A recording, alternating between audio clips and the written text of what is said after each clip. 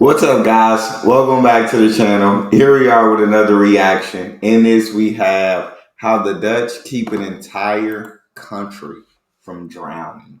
Before we dive into the video, if you guys happen to enjoy, please don't forget to smash that subscribe button and get a video a thumbs up.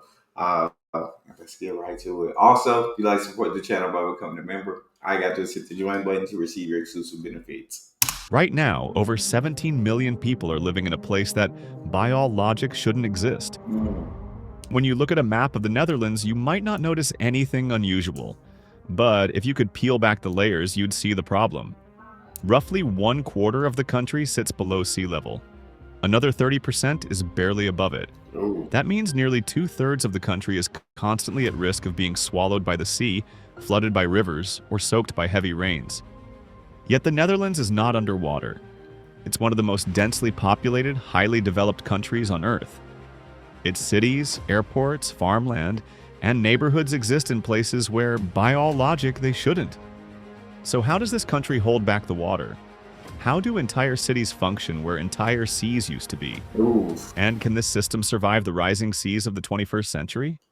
The Netherlands literally means lowlands, and it lives up to the name. This small country in Western Europe is one of the lowest lying places on Earth. While most countries build their cities on high ground, much of the Netherlands was built by taking land back from the water. To understand why the Dutch have spent centuries fighting water, you first need to see just how risky their geography is. The Netherlands sits at the end of one of Europe's largest river systems. The Rhine, the Meuse, and the Scheldt all flew through multiple countries before they finally reached the North Sea. And they all meet here, at the Dutch coast. These rivers carry enormous volumes of water, especially during spring thaws or heavy rainfall further upstream. At the same time, the North Sea itself is far from calm. This shallow, storm-prone sea pushes waves and storm surges directly against the Dutch coastline. High winds and low atmospheric pressure can drive water levels up several meters in a matter of hours. But it doesn't stop there. Roughly 26% of the Netherlands is below sea level. Some of its most important infrastructure sits directly in these low zones. Schiphol Airport, one of Europe's busiest, sits about 4 meters below sea level. Rotterdam, one of the world's largest ports, lies just barely above sea level. Massive areas of farmland, industry, and residential neighborhoods sit in land that would be underwater without constant human intervention. On top of this, It's kind of crazy when you kind of listen to him talk about the Netherlands and how it's supposed to be the lowlands. And I know I've seen it in so many videos, but it's still fascinating to point that this land that should not be above water, right? The Dutch literally reclaimed that land from the water. Like they mastered the freaking water. They took their losses in history. But the Dutch versus the water right now, the Dutch are up. And it's so fascinating to me. Water and heavy rains create constant pressure from below and above. Even without the rivers and the sea, much of the land would turn back into marsh if left alone. And now, climate change is making the situation worse. Sea levels are rising, rainstorms are becoming more intense, and the rivers, fed by melting glaciers and heavier rainfall further inland, are sending even more water toward the Dutch coast. The basic problem is simple. There's too much water and not enough elevation to keep it out. Without active management, large parts of the Netherlands would return to what they once were: lakes, swamps, and open sea. The Dutch battle with water is not just about geography. It's a story written by disaster after disaster. Over centuries, catastrophic floods forced the Netherlands to build better, stronger, and smarter defenses, or lose everything. One of the earliest and most devastating was the St. Elizabeth's flood in 1421. After days of heavy rain and powerful storm surges, rivers broke through poorly maintained dikes. Entire villages disappeared under the water. Some areas, like the Biesbosch, were permanently lost to the flood, turning farmland into wetlands that still exist today. Historical estimates suggest that thousands of people died, though exact numbers remain uncertain. Another brutal flood came in 1717, the Christmas flood. A massive storm surge struck the northern provinces of the Netherlands as well as parts of Germany and Denmark. In the Netherlands alone, over 2,000 people were killed. along with tens of thousands of livestock. Two. Entire communities were swept away during a single night of chaos. But the flood that truly transformed Dutch water management came much later, in 1953. On the night of January 31st, 1953, a severe windstorm in the North Sea combined with a high spring tide. The result was a perfect storm that overwhelmed dikes across the southwestern provinces. The sea surged over defenses that were never designed to handle such force. More than 1,800 people died. Over 47,000 buildings were damaged or destroyed. Hundreds of thousands of acres of farmland were flooded with salt water, ruining crops and soil for years. Families lost everything overnight. This disaster was not just a tragedy, it was a turning point. The government realized that traditional dike... That is just literal freaking insanity. Like, when you think about that, that's bonkers to me that floods could happen that are that destructive. Like, but I told y'all, like, history, the Netherlands has took their ills against the water. These tragedies have happened, unfortunately. And that's, I feel like, have been that point in which the Netherlands have figured out we have to figure out a way to defend ourselves from these floods, and they did just that. Alone were not enough. The existing system, much of it centuries old, simply couldn't keep up with stronger storms and higher seas. The 1953 flood pushed the Netherlands into a completely new era of water management, one that would lead to some of the largest and most sophisticated flood defense projects the world has ever seen. When you hear that the Dutch reclaimed land from the sea, it is not just a figure of speech. They physically drained areas that were once underwater and turned them into dry, usable land. Crazy. This system is called poldering, and it's one of the most distinctive features of Dutch water management. A polder is a low-lying tract of land that has been enclosed by dikes. Once the dikes are built to keep outside water out, the remaining water inside is pumped away, leaving dry ground behind. But that dry ground doesn't stay dry by itself. Water constantly seeps in from rainfall, rivers, and groundwater. Without continuous pumping, many polders would quickly turn back into lakes. Historically, the Dutch used windmills to handle this constant drainage. These iconic structures were highly functional, pumping water from low fields into higher canals where it could be safely drained away. As technology advanced, windmills were replaced by modern pumping stations. Today, massive electric and diesel-powered pumps run 24/7 to keep polders dry. Some of these stations are capable of moving thousands of liters of water per second. One of the most famous examples of polder engineering is Flevoland, the newest province of the Netherlands, established in 1986. It didn't exist a century ago. After years of planning and construction, engineers drained huge portions of the IJsselmeer, a former inland sea, creating over 1,400 square kilometers of new land. Today, Flevoland is home to cities, farms, and forests, all sitting on land that was once underwater. Polders are not only about expanding territory.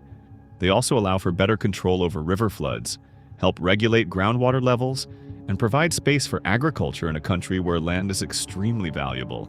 But creating polders comes with risks. Because the land inside the dikes is lower than the water outside, any breach can lead to rapid and catastrophic flooding. That's why the Dutch don't just rely on polders alone. They back them up with a far more extensive system of dikes and barriers. If polders are the heart of Dutch land reclamation, dikes are its armor. Without them, none of this would exist. The Netherlands has built one of the most extensive and sophisticated dike networks on Earth, protecting both reclaimed and naturally low-lying land from the constant threat of flooding. Modern Dutch dikes are carefully engineered structures made of layers of clay, sand, and stone. They're designed to resist not just water pressure, but waves, erosion, and even earthquakes. Throughout the country, there are over 17,000 kilometers of primary and secondary dikes, enough to stretch nearly halfway around the planet.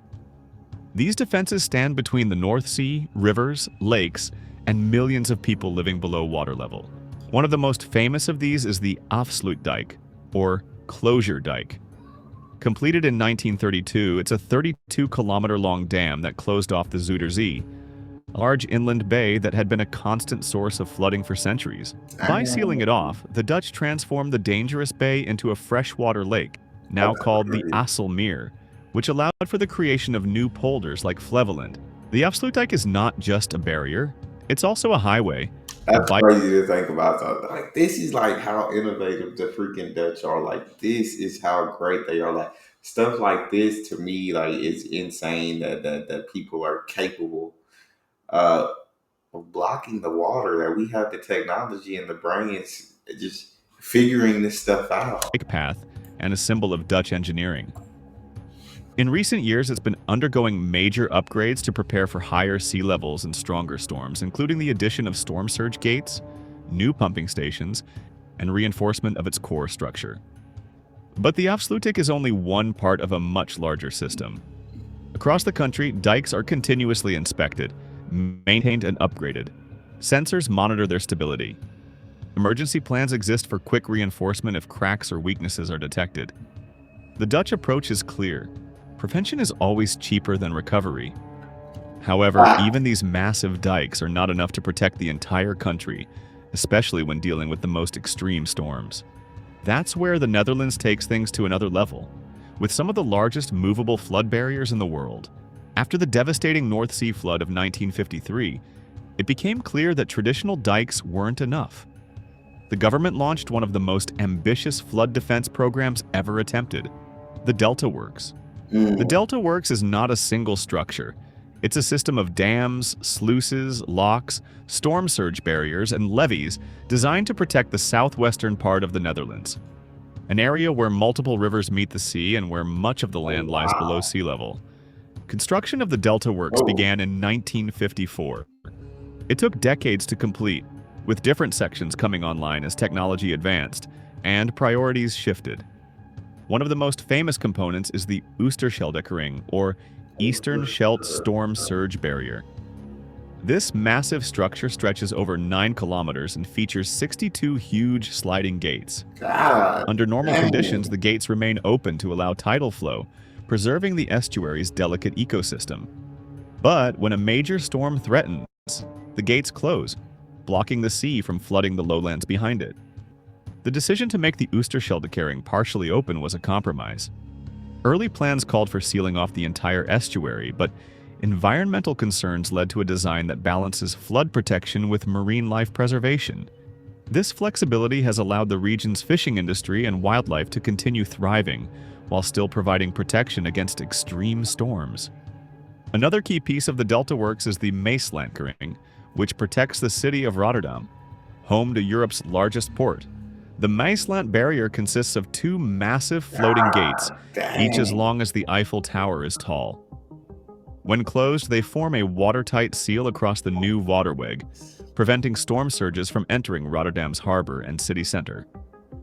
Unlike fixed barriers, the Meland Ring operates automatically. That's what I was waiting on them to say. That's what I find so incredible about this. Like, this thing senses, I guess, when the water levels are becoming too high or the water pressure too much, something like that, and it works automatically. It's not human. Like, it's not operate where somebody got to wait, read the levels.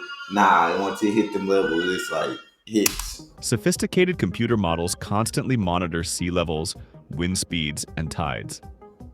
When a storm surge is predicted to reach 3 meters above normal sea level, the barrier swings shut. Dope. Once the danger passes, it opens again to allow normal shipping traffic. The scale of these projects is hard to overstate. Combined, the Delta Works has reduced the length of coastline that needs protection from over 700 kilometers to just 80 kilometers, a far more manageable task. Yeah. But none of this comes cheap. The Delta Works cost billions of dollars to build and requires constant maintenance. Teams of engineers, technicians, and inspectors work year-round to keep the entire system operational. Yet, most Dutch citizens see this as a necessary investment. After all, the alternative is unthinkable. While many countries build flood defenses as emergency responses, the Dutch approach is long-term, calculated, and constantly evolving. But even the Delta Works is not the final word in Dutch water management. In recent years, the country has taken a new approach that might sound surprising. Sometimes the best way to fight water is to give it space. For centuries, the Dutch tried to block out the water completely. But in recent decades, they've shifted toward a different strategy, Hmm. learning to live with the water rather than constantly fighting against it. What you One of the mean? clearest examples is the Room for the River program. Launched in the early 2000s, this project focused on the country's major rivers like the Rhine, which have become increasingly dangerous due to heavier rainfall and upstream flooding. Instead of simply raising dikes higher, engineers created a space where rivers can Oh. safely overflow during high water events. This meant Huh. relocating some homes and farms, Yeah. lowering floodplains, digging side channels, and modifying urban areas to allow temporary flooding in controlled zones. In some cases, entire That is lit. That to me, like, yeah. I mean, I guess they really had no choice, and when you don't have a choice, you figure things out. Because what did he say? What's the alternative? Like, any money you got to spend, anything you got to do, whatever you got to do to figure it out. Because the alternative is worst case scenario, and so that's what they do. They figure out how to take as much precaution as possible, right? Sometimes nature hits, you can't control nature, but you can prepare as best as possible when those situations do occur. sections of land were turned back into wetlands or nature reserves that absorb excess water when needed. The idea sounds simple. Give the water somewhere safe to go so it doesn't end up where people live. Mm. But executing it required years of planning, negotiations, and engineering. Beyond large-scale projects, the Dutch have also integrated water management into city planning and architecture. In neighborhoods prone to flooding, some houses are built on floating platforms or designed to rise with the water. Others are built on artificial mounds called terps, which have been used in the region since ancient times. Urban parks and public spaces often double as emergency reservoirs. During heavy rainfall, these areas can temporarily hold water, preventing it from overwhelming drainage systems. Even governance is uniquely adapted to the water challenge. The Netherlands has a system of water boards, Mm. regional organizations responsible for managing water levels, maintaining dikes, and ensuring drainage. These water boards are some of the oldest democratic institutions in the world, with some tracing their roots back to the 13th century. The Dutch approach is highly decentralized and hyperlocal. People who live within each water district directly elect representatives to their water boards. This ensures that decisions about flood protection and water management are made by people who live with the consequences. The Dutch have built one of the most resilient water management systems on Earth. But even this system faces new and growing threats. They have spent centuries building defenses that work. But the future may bring challenges unlike anything the country has faced before. Sea levels are rising and the pace is accelerating. According to the Royal Netherlands Meteorological Institute, sea levels along the Dutch coast have been rising by roughly 2 millimeters per year for much of the 20th century. In recent decades, that rate has increased, and projections for the 21st century suggest far steeper rises depending on global emissions and ice sheet melting. A rise of even half a meter would put enormous strain on current defenses. At 1 meter, major upgrades would be unavoidable. At 2 meters, a scenario some scientists warn could happen by the year 2100. The entire system would need radical redesign or expansion. And it's not just It was just like a never-ending battle between the Dutch and the water. It's going to be a never-ending battle. the sea. Heavier rainfall and more intense storms increase river flood risks. Upstream in Germany and Switzerland, melting glaciers and extreme rain events are sending more water down the Rhine and Meuse rivers, pushing existing river defenses to their limits. The Dutch are fully aware of these risks. That's why they're not waiting for disaster to strike. One innovation already in place is the sand motor, an experimental project along the South Holland coast. Instead of building hard structures like seawalls, engineers pumped 21 million cubic meters of sand onto the shore in 2011. Natural ocean currents then gradually spread the sand along the coastline, reinforcing beaches and dunes while allowing nature to do much of the work. If successful long-term, this type of solution could be repeated elsewhere. Advanced forecasting and monitoring technology is also playing a bigger role. Real-time data from satellites, tide gauges, and weather models help water managers predict and respond to threats before they escalate in disasters. Internationally, the Dutch have become leading experts in flood defense, That makes sense. exporting their knowledge to places like New Orleans, Vietnam, and Bangladesh, where rising seas threaten millions of people.